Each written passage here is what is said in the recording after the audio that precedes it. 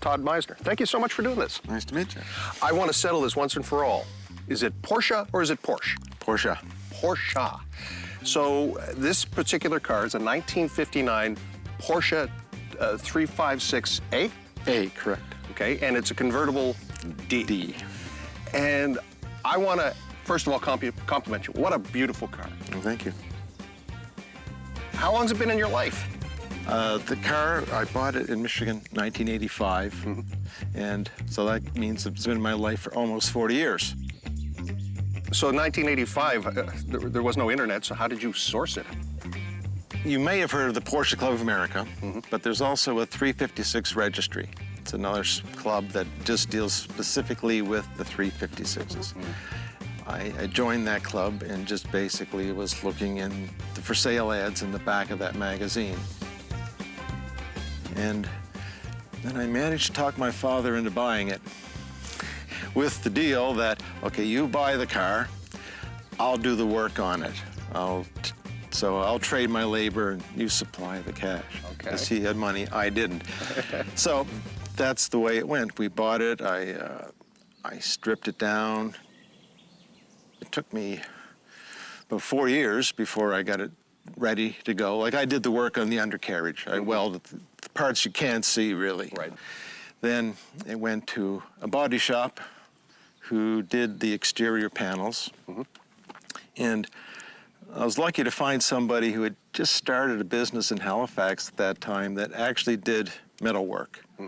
Because he had to make some of these panels. For the time, he did a pretty good job considering he had never seen one before. Right. Then it came back, went to the body shop, another person who painted it. And then it came back to me, and then I started putting it back together again. That took, from beginning to the end, 11 years. Wow. That's a long chapter of history for a car that sounds like it wasn't in really good shape when you got it. Oh, it was bad. Really? Yeah. At the time, most people thought I was crazy to do the work to it because, you know, the bottom of the car was basically gone. Right. Where did you find it? It was in Michigan. And like a lot of these cars, they were used and abused. Now they've become quite valuable. And I've seen pictures of cars that were much worse than that have been bought and restored to concours condition. Right. Which is a huge investment in money, but I guess they think it's worth it now. When these cars were first manufactured, they were really a sports car. They were ahead of their time. A lot of the technology that went into this, the style of engine, low to the ground, low weight. What's it drive like 65 years later? It's surprising in the sense that if you drive a modern sports car, and I've had 911s, they're very firm, and nowadays they're really firm. This actually is smooth. It'll ride over bumps. It doesn't jar you. Not what you would expect in a car that's considered a sports car, but back then, I guess, in fact, it's so light, probably helped a lot.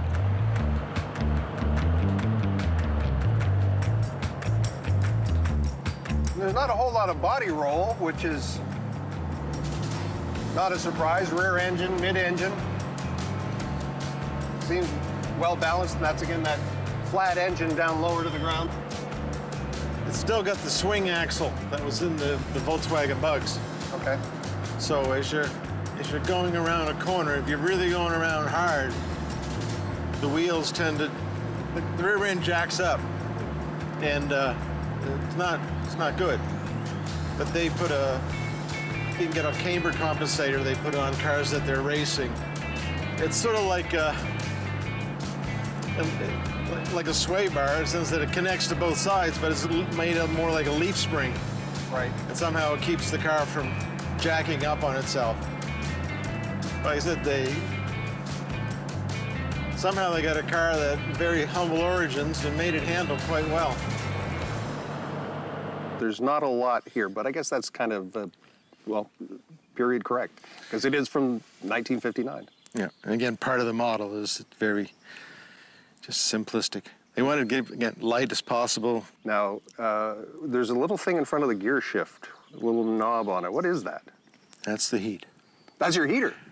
Well, that turns the heat on. The way Oh, it's air cooled, right? it's air right. cooled, so there's basically call them heater boxes that surround the exhaust pipes. And that hot air is pushed from, there's a fan on the engine that we've talked about, the cooling, sucks the air in.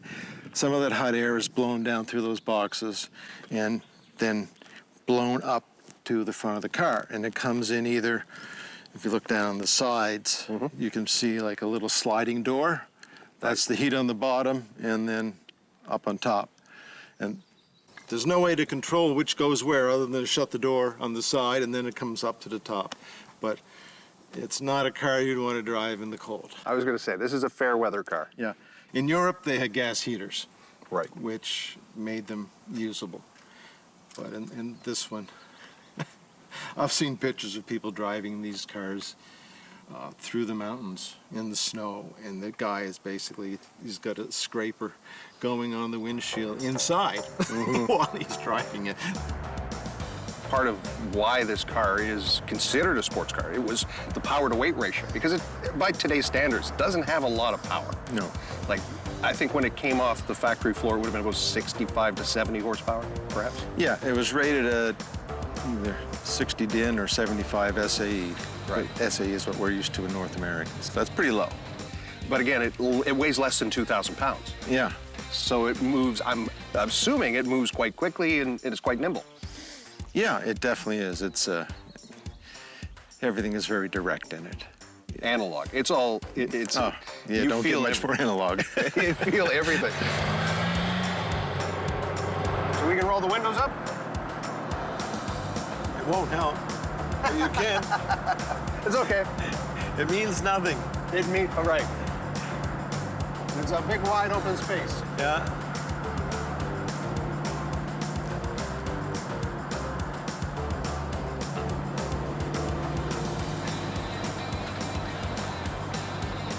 Nope, didn't do a thing. No. Whoop.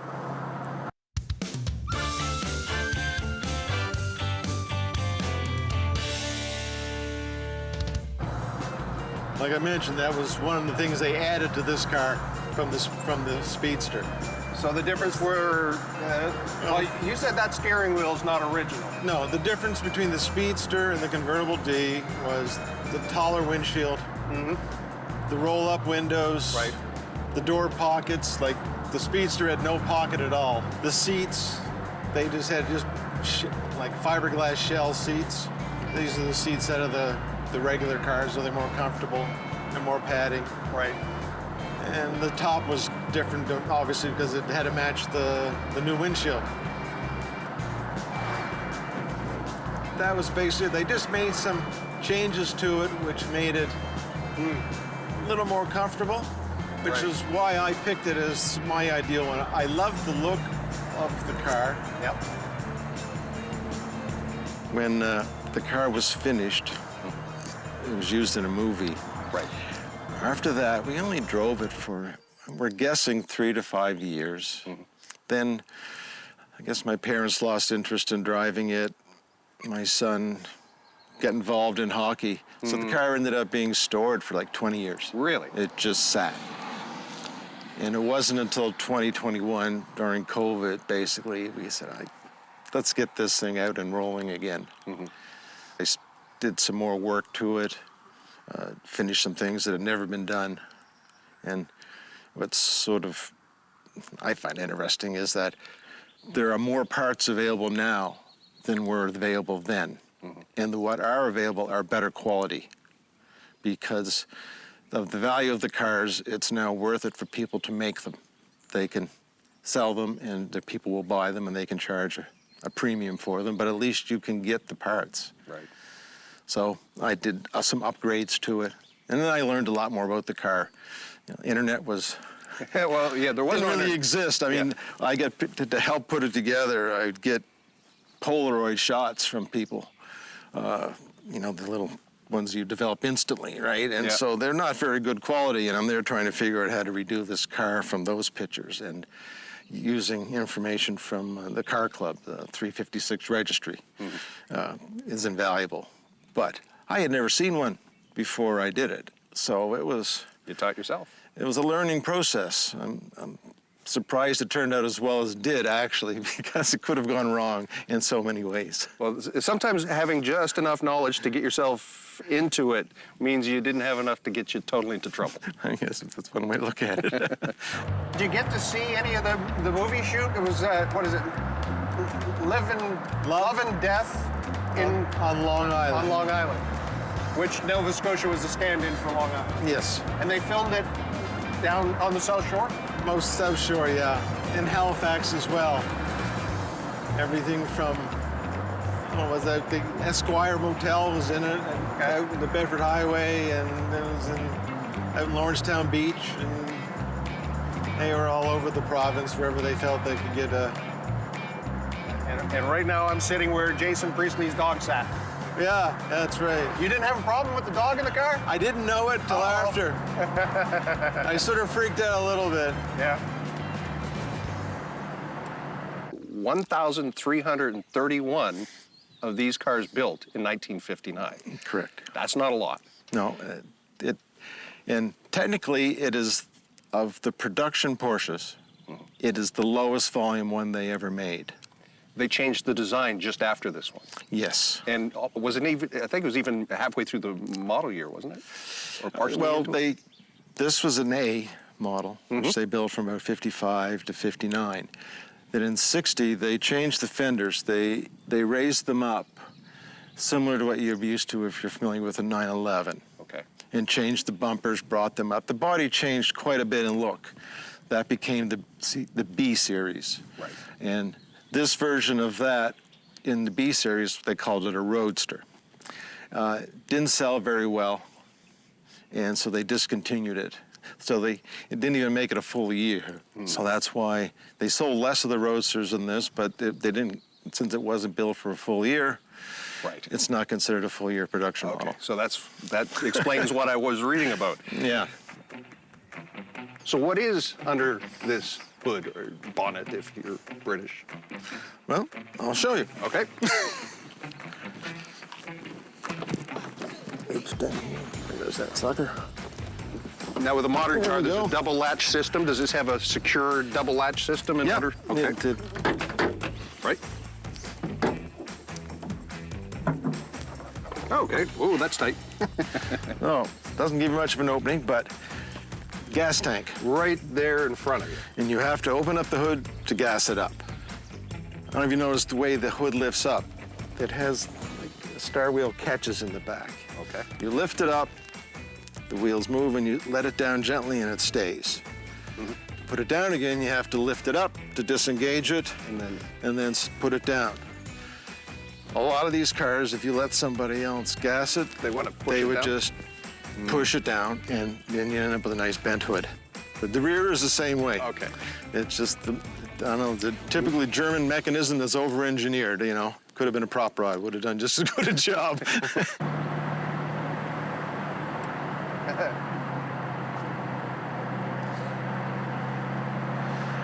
It was in the opening credits of the movie. They're walking down the beach, and there's a shot from behind the car, and the car's just sitting there, and so he goes around, opens up the door, and the dog jumps on the seat, and he gets in, and it's like, oh my God, they had a dog on my leather seats. Like, nothing. These are leather seats. Right. They were never available with leather. Okay.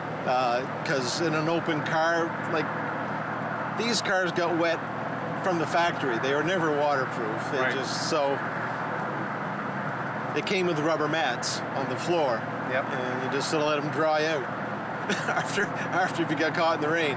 Gotcha. They were meant for California and for warm weather, sort of racing and for warm weather. Yeah. So the movie cars are a big deal. Is it? I mean, clearly you can watch the movie to prove that a car like this was in it. Did you get any documentation? Do you have something that says this car was a part of that production? Well, I have because it was supposed it took place in New York, you know, they are very they made sure the car looked like it belonged. So they had a fake license plate made up with New York on it, and they had a safety inspection sticker from New York, and even had a registration. I've got that. I've got the plate and the registration and the safety inspection sticker. That's still pretty cool. It's a good, nice keeps. And there was lots of things written about it at the time too in the local papers. So we got tons of newspaper clippings about it. Yep.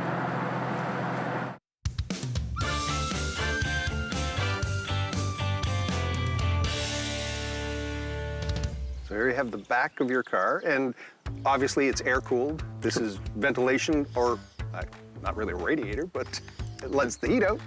It actually lets the air in. So it's to help give oxygen to the combustion. The way the engine's designed, it sucks air from above, pulls it out over the cylinders and then out the bottom. And the engine is actually sealed around the perimeter so that the top and bottom are separate, so the air, hot air, does not hopefully come back up into the entire compartment. It's a 4-cylinder, air-cooled. So can we take a look at it? Sure can. So you open up the lid, you undo the fastener there. okay. Open up. Right. So you just pull this back. Pull that. Or pull it ahead. Pull it ahead, that'll latches it. There it is. Very tidy in there. Great work. Very tiny. Tiny as well. Well, and then the air breather. So there's 2 carburetors. Yeah, dual zenith carbs. 1 on each side. Yep. And the small little air breather. And coils. So points, condensers, pretty straightforward, mechanical. And what's this unit right here that's at the bottom? Yeah, it has a mechanical fuel pump, Oh, really? Okay. which makes starting interesting Yeah. because as the fuel evaporates from the bowls, like it would in any car, especially today with the ethanol, you have to wait for the mechanical pump. It only pumps when the engine is cranking. Right. So you got to crank, crank, crank to get the fuel from the front drawn up and into the carbs to get it started. So when it's been sitting a while, it can crank a while to start. Did they tell you that Jason Priestley was going to drive it? You knew that that might be a possibility? Oh yeah, him and the woman lead, Fiona Lowry, Yep. she drove it as well. Did you get to meet them? Yeah. And the picture taken? Nope, I No didn't. picture? No. Well, I didn't have cell phone cameras back then, so That's true. everyone wasn't taking selfies at that point. Yeah, true. But So as far as you know, he was able to drive it without any problem, and the other actor too? yeah, No complaints? Didn't offer to buy it afterwards? No, No? it's. I don't know if he was a real Porsche fan or not. It seems to be a type of car that it attracts all age groups. Yeah. I'm sure most people know what it is when they see it, though. No, nobody knows. They don't know the Nobody. model? They don't have a clue. Really? Most people who own Porsches don't know what it is. No, it's strangers will know. Like I said, people will see it, and some people will come up. Some just because they like the look of it. Yep. It makes them smile. Of course. Some people do know what it is. I mean, like once we were out to, went to Peggy's Cove, and the guy got us to park. When we got there, he parked us up sort of in a good spot. And this family came by, his mother, father, their daughter's probably 12, 13 or something like that, maybe a little older. And she said, oh, this is my dream car. Yeah. Like she knew all about it. Oh, she had And it? she was a teenager. And yet she knew about the car, you know. It's like I said, what is it? It's a Porsche. Here you go. Yeah, no, they don't know. Didn't know what it was. No. Well, they don't. You don't see many of Being them? honest, there are some in Nova Scotia. There's another 356A somewhere, Yep. but they don't drive them. I'm the only one who drives it. It's actually out and I'm going places with it. So Do you take it for groceries? Do you do that stuff? not groceries, like, well, we like doing it We'll leave middle afternoon, and we'll drive Lunenburg, Mahone Bay. Yep. We'll go out, have a meal, and drive home. Yeah, I wouldn't want to leave it in the parking lot either. It's a standard, it's a 4-speed transmission, roughly 1,600 cc's when it was produced. Yeah. And they call it a flat engine. Yeah. And for people who, and I didn't know this until recently, they sometimes refer to it as a boxer engine. That's a term you've heard? Yes. Did you know where that came from? No, I can't say I do know where the Boxster term came from. Okay, these things stick in my head because it's just so fascinating to know. Because the engine is laying sideways and the pistons come in and out, they said it's like boxers. Literally like boxers throwing punches. I know. So there you go. There was actually a little bit of trivia for the fun today. And okay, so it does have high beams, so you know you can see where you go. Yeah, the high beam, there's a switch on the Little floor. switch on the floor that kids today don't know much about. No, and there's another thing on the floor. What's that? The windshield washer is actually, the fluid goes in a bag under the trunk there, and you have to actually, you're pumping With your foot? your foot.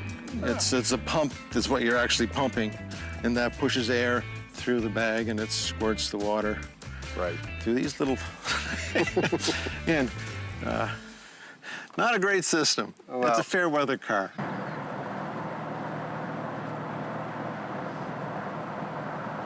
No, and I went on set and would watch them when I could. Yeah. It's kind of a lot of hurry up and wait. Yeah, and it was really good. One thing was nice. They had one guy. Basically his job was to keep this car clean. Yeah. It never been washed so often. He washed it constantly, kept it clean. They kept Bert Page, pretty famous mechanic in Halifax. He recently retired, but Right. they took the car to him and he kept tuning it up because it hadn't run for years. So he had to keep tweaking it to get the thing to run right for him and anything that had to be done. So it worked out great. I was getting free mechanical work done to it while they were One of the top guys. running the car from him. Yeah. Well, this was quite the adventure. And here we are.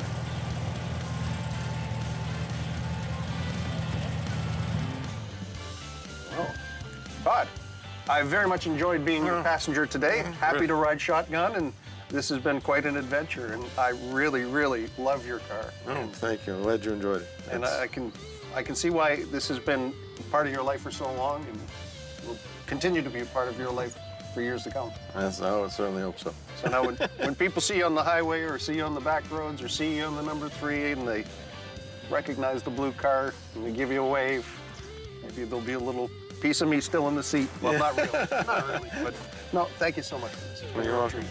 It's been fun.